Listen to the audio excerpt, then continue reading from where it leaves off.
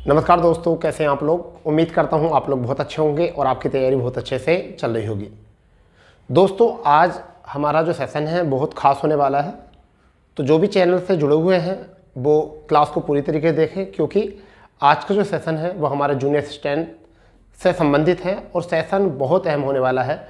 इसका रीज़न ये है कि जो भी तैयारी कर रहे हैं, जो जूनियर असिस्टेंट में आवेदन किए हुए हैं, उन सब के लिए बहुत ज़्यादा इम्पोर्टेंट आज का सेशन होने वाला है। बहुत सारे क्वेश्चंस आपके चल रहे हैं दिमाग में, बहुत सारे प्रश्न आपके मन में उठ रहे हैं। आज हम उन सभी का आपको जवाब देने वाले हैं। ठीक है दोस्तों, चैनल पर बने रहिए और वीडियो पूरा देखिए। ठीक है, जो चैनल पर नए हैं वो चैनल को सब्सक्राइब कर देंगे। ठीक है दोस्तों, तो देखिए हम बात करते हैं यहाँ पर यूपी कनिष्ठ सहायक की वैकेंसी 2023 की वैकेंसी है, ये निकली है। इसमें पोस्ट जो है वो है 5512 पद हैं। ठीक है, और इसके लिए जो आयोग से इंक्वायरी करने के बाद या जानकारी निकालने के बाद जो पता चला है, सुनने में जो आ रहा है वो आ रहा है कि 2,46,389 आवेदन किए गए हैं। और यदि ये बात सत्य है कि 2,46,389 पद ये पड़े हैं, तो ऐसा है ये 44.7 गुना है। ये भर्तियों का वैकेंसी का कितना है, 44.7 गुना है। तो बच्चा कुछ यहाँ पर ये विचार बनाएंगे कि किस तरीके से इतने फॉर्म पड़ गए हैं। तो मैं आपको बताना चाहता हूँ कि 65 मार्क्स जो हैं, अगर पैट 2022 का हम देखें तो वह 1,65,000 बच्चों 1,49,000 बच्चों का है। 65 नंबर जो हैं वो 1,49,000 बच्चों के हैं। बहुत सारे ऑफलाइन क्लास में हमारे भी ऐसे स्टूडेंट्स हैं जिनको हमने बोला कि आपके 55 अंक हैं तब भी आप आवेदन करो, मगर उन्होंने 60 जिनके अंक थे, 1-2 कैंडिडेट पुलिस के फितौर में कि मुझे पुलिस में सिलेक्शन लेना है, मुझे एसएससी जीडी में सिलेक्शन लेना है, इस फितौर में बहुत सारे स्टूडेंट्स ने जिनके नंबर पैट में ज़्यादा थे उन्होंने भी आवेदन नहीं किया। और जिनकी हाइट कम है, जो पुलिस में आवेदन नहीं कर सकते हैं, एसएससी जीडी में आवेदन नहीं कर सकते हैं, उन सभी बच्चों ने जो है कम अंक पे भी आवेदन किए हैं। तो इसमें पता चलता है कि 50+ से लेकर ऊपर के जितने भी स्टूडेंट थे उन्होंने आवेदन किया है। अंतिम 50 तक भी हम मान सकते हैं कि बहुत सारे स्टूडेंट ऐसे थे जिनके 52-53 नंबर भी थे, उन्होंने भी आवेदन किया है। अगर ये बात इतनी सही है तो ये 44.7 गुना है। ठीक है, और ये बहुत कम पद है पोस्टों के हिसाब से, क्योंकि इसमें पड़ाव बहुत ज़्यादा है। और सिलेक्शन प्रक्रिया क्या है आप समझ लेंगे। सबसे पहले तो स्टेप 1 में पैट 2022 का शॉर्ट लिस्ट आएगा, किन किन बच्चों को पास किया जाएगा। अब कितना कट ऑफ रहेगा इसके ऊपर हम बात करेंगे, और उसके लिए हमने एक वीडियो बना दिया है, आप जाइए वहाँ से देख लीजिए कट ऑफ क्या रहेगा। उसके बाद में आपका स्टेप 2 जो है वह एग्ज़ाम है, 100 अंक का एग्ज़ाम है, 2 घंटे इसमें टाइम है।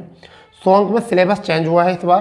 पिछली बार मतलब इससे पहले जो वैकेंसियाँ हुआ करती थी उसमें 100 अंक का पेपर नहीं हुआ करता था, उससे पहले 65 अंक का हुआ करता था। और जब ये जूनियर स्टैंड की वैकेंसी 2011-12 में निकलनी थी 13 में, तो उस समय पर ये पेपर केवल 40 अंक का हुआ करता था। तो प्रारंभ में 40 अंक का हुआ करता था, फिर उसके बाद में 65 अंक का होने लगा। अकेडमी के साथ इंटरव्यू ख़त्म कर दिया, फिर अब जो है अकेडमी भी ख़त्म कर दिया गया है, और अब 100 के 100 अंक का जो है ये पेपर हो जाता है। रही बात स्टेप 3 टाइपिंग। बच्चा इसमें टाइपिंग 2 है। एक तो हिंदी की आपकी करनी है 25 वर्ड पर मिनट, 5 अंक की टाइपिंग मिलेगी आपको वहाँ करने के लिए। इंग्लिश में 30 वर्ड पर मिनट, 5 अंक। ना इसके कोई नंबर हैं, केवल क्वालिफाई नेचर की है। अगर कोई ज़्यादा भी करके आता है तब भी कोई फ़ायदा नहीं है, पूरे क्वालिफाई करके आता है तब भी फ़ायदा है, तब क्वालिफाई है। ज़्यादा करने से कुछ नहीं, पूरी आपको होना चाहिए, आप क्वालिफाई कर जाए, केवल इतना चाहिए। ठीक है, इसके ऊपर भी प्रश्न लेकर आएंगे क्योंकि यहाँ से भी क्वेश्चन है। स्टेप 4 है डॉक्यूमेंट्स वेरिफिकेशन। डॉक्यूमेंट वेरिफिकेशन आपने जो नीलिट का डो1 में नीलिट का CCC होता है उसको जांच किया जाएगा। आपके certificate, high school, inter marksheet आपकी देखी जाएंगी। ठीक है, आपका डोमिसाइल, स्थायी प्रमाण पत्र, आपका कास्ट सर्टिफिकेट, अगर जनरल से बिलोंग नहीं करते हैं तो EWS है तो उनका EWS सर्टिफिकेट प्लस स्थायी। ठीक है, और जो SC ST से बिलोंग करते हैं तो उनके आरक्षित सर्टिफिकेट भी वहाँ पर देखे जाएंगे। ठीक है, जाति सर्टिफिकेट जो होते हैं वो भी देखे जाएंगे। अब इतना करने के बाद DB करने के बाद में बच्चा फाइनल रिजल्ट आएगा, और फाइनल रिजल्ट जो है हमारा सिलेक्शन होगा, और उसके बाद हमारा जो आएगा वो आएगा ज्वाइनिंग। ठीक है बच्चा, तो ये तो हुई इसकी प्रक्रिया। अब बात है इतने सारे प्रश्न चिन्ह जो हैं ये पर्सनली मैसेज करके भी और सब चीज़। दोस्तों एक बात और बता दें, क्योंकि हमने अभी 2 दिन पहले 7-8 दिन पहले एक वीडियो बनाया था, उसमें 22 नवंबर तक आयोग ने हमें बताया था कि मतलब सूचना मिली थी कि 22 नवंबर तक डेट आ जाएगी, परंतु वो किसी कारणवश जो है वो डेट को डिले कर दिया गया है। समझ गए? क्योंकि कारण हो जाते हैं आयोग में बहुत सारे, या तो ऐसा मान के चलिए कि त्यौहार बिल्कुल करीब है, बहुत सारे त्यौहार ऐसे हैं करीब हैं, तो उस समय पर वो प्लानिंग नहीं बन पाई, तो उस तिथि को करने में अभी डिले हो सकता है, 2-4 दिन लग सकते हैं। तो आप ज़्यादा चिंतित ना हो। अजीब अजीब प्रकार के आप कमेंट्स करते हैं, उससे केवल यही पता चलता है कि आपकी परवरिश तो हुई नहीं, आपको पाला गया है। अब इसमें अंतर क्या होता है पालने और परवरिश करने में, वो आप खुद समझदार हो। तो इसलिए बेटा कमेंट्स थोड़ा पेशेंस रखो। जिनको पेशेंस था वो लोग जो हैं उन्होंने देश को आज़ाद करा दिया, ठीक है, जिनके अंदर पेशेंस था। आप लोग अपने आप को आज़ाद नहीं करा पा रहे क्योंकि आपके अंदर पेशेंस नहीं है। तो थोड़ा पेशेंस रखो। ये बात अच्छी नहीं लगती, शोभा नहीं लगता होता कि आप लोग इस तरीके से बात करो कमेंट्स में, ठीक है दोस्तों। चलिए फिलहाल में 1-2, जब हम इतनी सारी न्यूज़ आपको देते हैं तो 1-2 न्यूज़ जो होती है वो मिस भी हो जाती है, जिससे आयोग ही मिस कर देता है।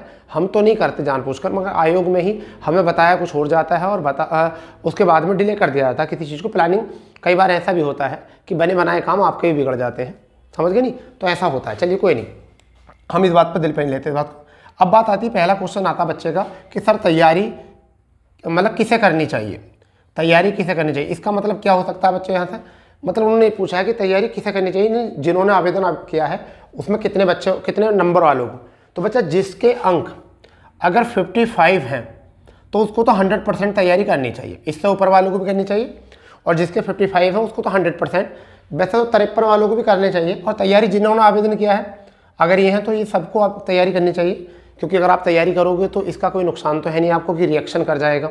अगर आपने तैयारी कर ली तो रिएक्शन कर जाएगा और चेहरे पे पिंपल्स निकलने हो जाएंगे, ऐसा नहीं होता। तो आप तैयारी करिए, तैयारी करनी चाहिए। और क्यों करनी चाहिए? क्योंकि इसमें हिंदी है, इसमें हिंदी सब्जेक्ट है, जीएस है, यूपी भी है इसमें, तो ये कुछ ऐसे हैं, रीजनिंग भी है, तो इसमें कुछ ऐसे सब्जेक्ट हैं अगर आपका शॉर्ट लिस्ट में नहीं भी हुआ 1% किसी का, तो वो किसी और भर्ती में आपके काम आ जाएगी पढ़ाई, क्योंकि नॉलेज कभी नुकसान नहीं देती है। बच्चा अब बात आती है तैयारी कैसे करें। दूसरा क्वेश्चन ये बना था तैयारी कैसे करें।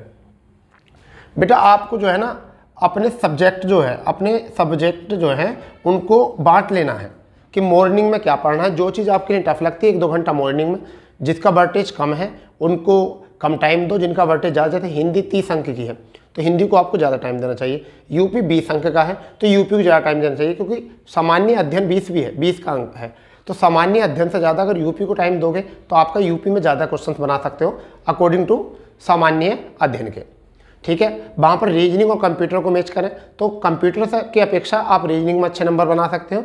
तो पहले एक तो वो जहाँ से स्कोर अच्छा बनाया जा सकता उन्हें एक ग्रुप में कर लीजिए, और एक वह सब्जेक्ट जहाँ पर आपका स्कोर कम हो सकता है वो, फिर उन पर कम स्कोर वाले पर ज़्यादा काम करिए, ठीक है। टाइपिंग कब से शुरू करें? तो बच्चा जिन्होंने अभी तक टाइपिंग नहीं करी है, उनसे बिल्कुल नहीं आती है अभी टाइपिंग, उन्होंने अभी कीबोर्ड पर काम किया ही नहीं है बिल्कुल, तो वो तो फिर अगर अभी से ही 1-1 घंटा टाइपिंग लगा दें तो कोई दिक्कत नहीं, अगर अच्छा स्कोर है तो उनका 1 घंटा लगा दें।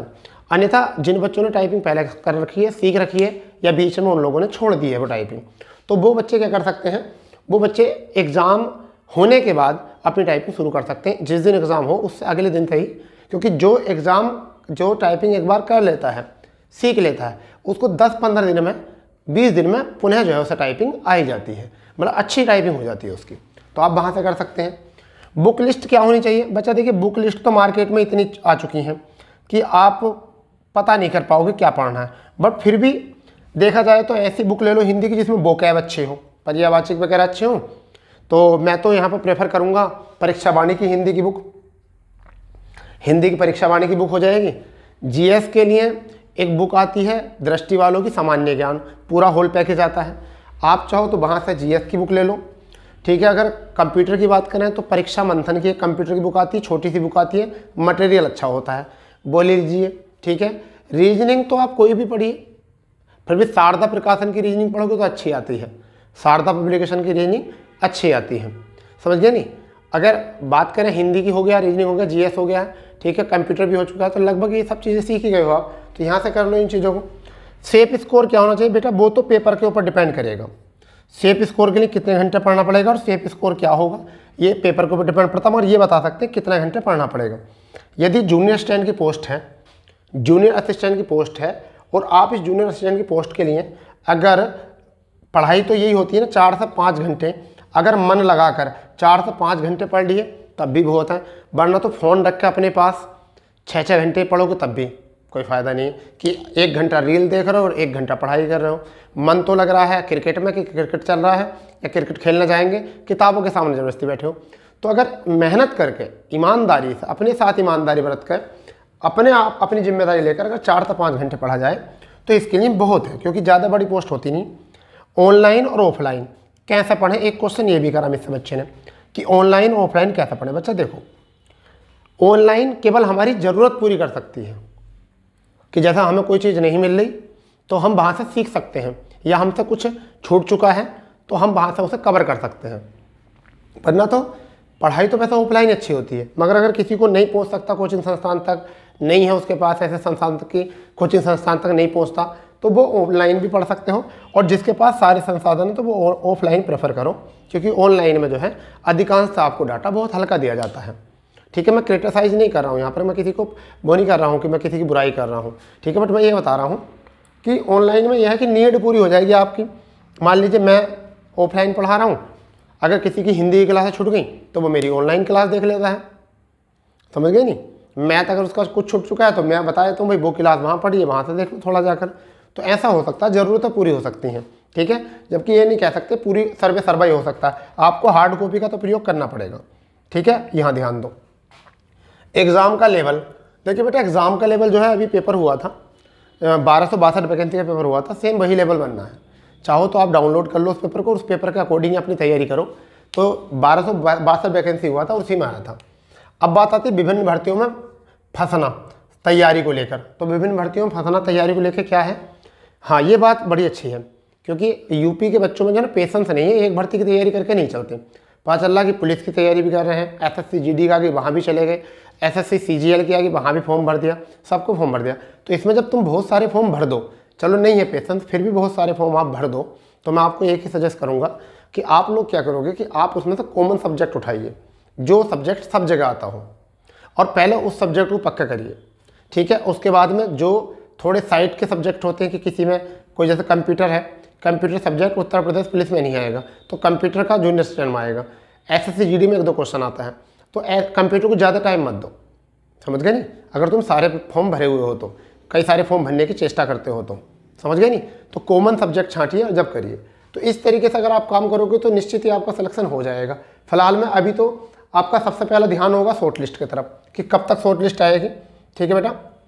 तो देखिए आयोग जो है, आयोग की मर्जी है, आयोग तो ने सारा काम कर लिया है। जब आयोग ने अपने आवेदनों का डाटा हमें दे दिया है, आयोग ने अपने आवेदनों का डाटा हमें दे दिया है, सब चीज़ दे दी है, तो फिलहाल में अभी वो शॉर्ट लिस्ट देने में थोड़ा सा टाइम देंगे, थोड़ा टाइम लेंगे अभी, और अभी आपके लिए टाइम भी है, आप तैयारी अच्छे ढंग से कर सकते हो। तो इसके ऊपर चर्चा चल रही है, हमने बात करी है कि आवेदन शॉर्ट लिस्ट कब तक आएगी, हमने इस पर काम किया है। तो 1-2 दिन में जो है हम आपको बता देंगे शॉर्ट लिस्ट कब तक आ जाएगी और कितने बच्चों को यहाँ पर शॉर्ट लिस्ट किया जाएगा, ठीक है। और बिल्कुल जो आपको बिल्कुल पूरी जानकारी होगी हाँ वहाँ से आपको बताई जाएगी। परंतु ऐसी जानकारी लेने के लिए आपको समय से पहले क्या करना पड़ेगा, आपको चैनल सब्सक्राइब करना पड़ेगा, और चैनल के सब्सक्राइब करने के बाद बेल आइकन दबा दो, जिससे कि हमारी प्रत्येक नोटिस जो है आप तक पहुंच जाए, ठीक है दोस्तों। अब देखिए ऐसा होता है कि हम 46 दिन हमने बहुत अच्छा काम किया, यानी भारत देश ने 46 दिन बहुत अच्छा काम किया, एक दिन ठीक नहीं खेल पाए, फाइनल वाले दिन ठीक नहीं खेल पाए, कई बार लक होता है, तो उससे इंडियन टीम की जो क्वालिटी होती है उसको हम जज नहीं कर सकते। हम प्राउड करते हैं, करते थे और करते रहेंगे, ठीक है। वी लव इंडिया, ठीक है, वी लव इंडियन टीम, ठीक है। तो हम सबको जो है प्यार करना चाहिए इंडियन टीम से। क्यों करना चाहिए, क्योंकि बहुत अच्छा खेला। इसी तरीके से अगर हम लोग आपके साथ लगातार लगे रहते हैं और हम 30 दिन अच्छा काम करते हैं, 40 दिन अच्छा काम करते हैं, और एक आध नोटिफिकेशन हमारे द्वारा या आयोग की गलती के द्वारा अगर डेट 19-20 हो जाती है, डिले हो जाती है, तो आप उसको मतलब ऐसा तो नहीं कर सकते ना, गलत तो नहीं साबित कर सकते, ठीक है। चलिए फिर भी आपकी समझ होती है, क्योंकि जो भी स्टूडेंट्स अपना जवाब देता है वो अपनी समझ का पूरा देता है 100%, क्योंकि उसका हमें भाव पता चल जाता है, हमें पता चलता है कि बच्चे भी ऐसे हैं यहाँ पर अभी भी तैयारी कर रहे हैं। क्योंकि लगभग हम भी यूट्यूब पे चलो इसी साल आए हैं, 2023 में हमने यूट्यूब पर कदम रखा है, बट उससे पहले तो हम ऑफलाइन अभी भी पढ़ा रहे, लगभग 14 साल से हम काम कर रहे हैं एजुकेशन के क्षेत्र में। तो लगभग हमें लग रहा है कि 14 साल में हमने भी बहुत सारे स्टूडेंट्स को देखा है, मिले हैं, ठीक है, और उनसे बात करी है, बहुत भी सिलेक्शन भी हुए हैं, बहुत सारे बच्चों के उनके सिलेक्शन भी कराए गए हैं। और अन्यथा ऑफलाइन क्लासेस चलती हैं, ऑफलाइन को ज़्यादा प्रेफर करते हैं। ऑनलाइन तो ये है कि अपना जब टाइम मिलता है तो आपको क्लासेस कर देते हैं, जबकि हिंदी क्लास जो है डेली हमारी चलती है। और जैसे भी कोई सब्जेक्ट आता है, जैसे पैट की तैयारी हमने रेगुलर कराई थी और उसका हमें वर्टेज भी बहुत अच्छा मिला था, बहुत अच्छे क्वेश्चन मिले थे। अधिकांश जिन बच्चों को पेपर बहुत टफ लग रहा था वो क्वेश्चन हमारे स्टूडेंट्स को बहुत हल्के भी लगे थे। कुछ पेपर तो टफ था, ऐसा नहीं कि 80 नंबर का किया था बच्चों ने, अच्छा पेपर किया, जितने की उम्मीद नहीं थी इतना किया, बहुत अच्छा स्कोर किया। चलिए दोस्तों, जैसे कोई जानकारी मिलती है यूनिस्टैंड के बारे में हम आपको जरूर बताएंगे, सूचित करेंगे, ठीक है। तो मिलते हैं, जब तक के लिए जय हिंद, जय भारत, वंदे मातरम।